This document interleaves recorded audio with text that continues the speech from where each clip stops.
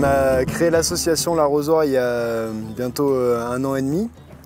Et notre projet, c'était de créer un jardin partagé sur la fac, ou un endroit où on puisse se retrouver en tout cas et faire autre chose que juste étudier. On avait vu qu'il y avait un gros potentiel sur la fac avec tous ces espaces verts et on cherchait comment utiliser ça. Le jardin a bien pris, on a eu pas mal de légumes cet été. On a mis en place des paniers de légumes pour les étudiants, les personnels de la fac et en fait tous les adhérents de l'association. Des paniers de légumes biologiques accessibles à tous. Et ensuite, notre idée de base, c'était aussi de créer un lieu en éco-construction, en chantier participatif. Et voilà, il est en train de voir le jour. Le projet s'est fait en fait par l'intermédiaire de Nati, c'est une personne que je connaissais par d'autres associations. Ils m'ont fait part de leur projet de monter une petite cabane sur leur site de la fac, là où ils ont monté leur jardin.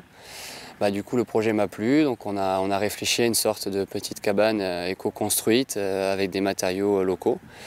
Donc on a abouti à ça, la guitoune. Donc on voulait quelque chose d'assez convivial, donc on est parti sur une forme ronde où les gens peuvent arriver un peu de tous les côtés. Tous les matériaux de cette construction ont été récupérés, donc partant des bois jusqu'à la terre, la paille et les pneus qu'on voit en sous-bassement.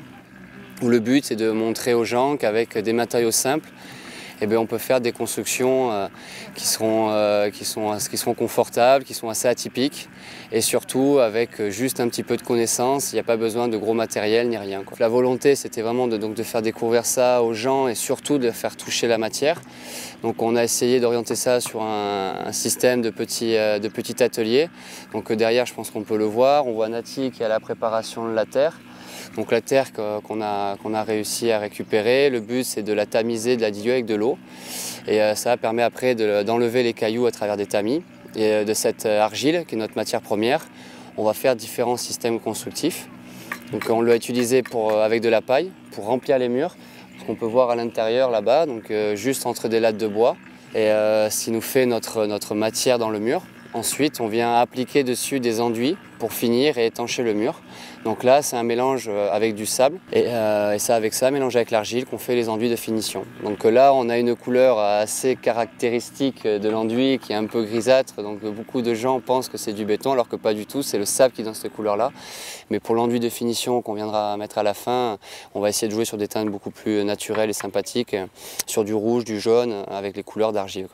Et pour le toit, on est en partenariat avec une scierie, la scierie Agol à Aurin, près d'Oloron, et qui va nous faire un beau cadeau avec toutes les tuiles qui seront en red cédar des Pyrénées, donc, pour venir mettre un chapeau sur cette réalisation.